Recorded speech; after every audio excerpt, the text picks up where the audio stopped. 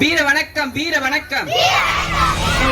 பாபா சாஹேப் அம்பேத்கருக்கு வீர வணக்கம், வீர வணக்கம்.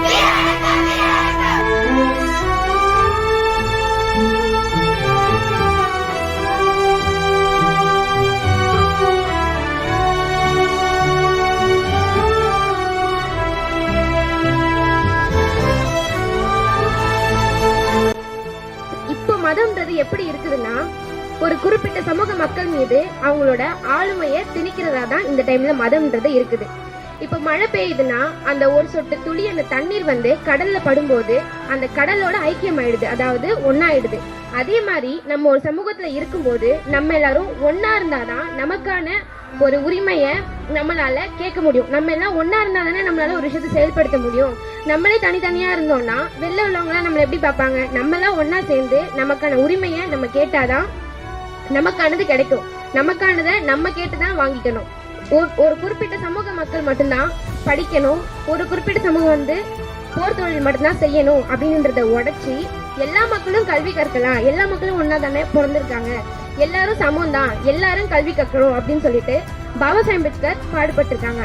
இன்னைக்கு பெண்களும் ஆணும் சமம் அப்படின்னு சொல்லி சொல்றாங்க, எல்லாருக்கும் சமமா கல்வி கிடைக்குது அப்படின்னு சொல்லி சொல்றாங்க. ஆனா அந்த சமம் அப்படின்ற வார்த்தைக்கு ஆணிவேரா இருந்தவர் பாபா சாஹேப் அம்பேத்கர் அவர்கள் தான்.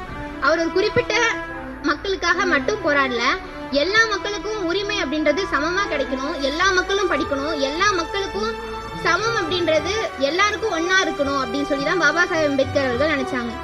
இப்படி பாபா சாஹேப் அம்பேத்கர் தொழிலாளர் துறையில அமைச்சரா இருந்தப்போ மக்களுக்காக நிறைய சட்டத்திட்டங்களை ஏற்றினாரு. சிந்தனை விடுதலையே அனைத்து விடுதலைக்கும் அடிப்படையானது. அதாவது நம்ம சிந்தனை எப்படி இருக்கோ அந்த மாதிரிதான் நம்மளால வாழ்க்கையில உயர முடியும். பாபா சாஹேப் அம்பேத்கர் ஏன் இந்து மதத்தை விட்டுட்டு பௌத்த மதத்துக்கு மாறணும்னு சொல்லியிருப்பாங்க. 1935 நான் ஒரு இந்துவா பிறந்துட்டேன், ஆனா ஒருபோதும் நான் இந்துவா சாக மாட்டேன் அப்படின்னு சொல்லியிருப்பாங்க. அதை சொல்லி முடிச்சுட்டு படிப்பாங்க, காலையிலயும் இரவுலையும் படிச்சுக்கிட்டே இருப்பாங்க. எந்த மதம் நல்ல மதமா இருக்கு, சமத்துவம் சகோதரத்துவம் எல்லாரும் ஈக்குவாலிட்டியா பாக்குறதுக்கு எந்த மதம் தேடிக்கிட்டே இருப்பாங்க.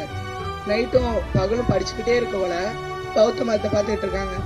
அப்பதான் சமத்துவம் சகோதரத்துவம் எல்லாமே ஈக்குவாலிட்டியா நல்லா சமமா இருக்கு பௌத்தத்துல. பெண்களுக்கு சம உரிமையை தந்தார் பாபா சாஹேப் அம்பேத்கர். இன்னைக்கு என் பாக்கெட்டுக்கு பேனா வந்துச்சுன்னா அதுக்கு பாபா சாஹேப் அம்பேத்கர் தான் காரணம். ஆனா அவரை நாம ஏன் கொண்டாட மறுக்கிறோம் அப்படின்றது தெரியலங்க. அதனால உங்க எல்லாருக்கும் ஒன்னே ஒன்னு தான் சொல்ல விரும்புறேன். என்னன்னா, கஷ்டம் எவ்வளவு கஷ்டம் வந்தாலும் சரி, எவ்வளவு வழியா இருந்தாலும் சரி, படிங்க, படிப்பகம் வாங்க, படிப்பகத்துல சொல்லி கொடுக்கக்கூடிய எல்லா கருத்துக்களையும் பின்பற்றுங்க. பாபா சாஹேப் அம்பேத்கர் நம்மளை கைவிட மாட்டாரு, நீங்களும் அவரை கைவிடாதீங்க. இந்நிகழ்வில் பங்கேற்ற அனைவருக்கும் வாழ்த்துக்கள். பாபா சாஹேப் அம்பேத்கருடைய கனவை நம்ம நனவாக்குவோம். அவர் முன்ன இழுத்துட்டு வந்த தேரை ஒருபோதும் பின்னோக்கி விட மாட்டோம் அப்படின்னு சொல்லிட்டு இந்த நாள் நம்ம எல்லாரும் உறுதிமொழி ஏற்றுப்போம். பாபா சாஹேப் பயணிப்போம். எல்லாரும் பங்கேற்ற அனைவருக்கும் வாழ்த்துக்கள், நன்றிகள். ஜெய் பீம், நம புத்தாய.